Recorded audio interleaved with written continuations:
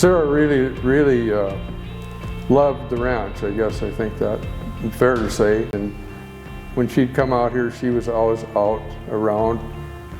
She just loved to go out there and walk with her dogs and just look at everything, but especially interested in the grass and the plants, and she was always observant of the wildlife, you know. And her, I think one of her main things was to take care of the natural environment of the ranch, you know, the health of the range, the grasses, and as well as trees, and anything to do with the natural environment.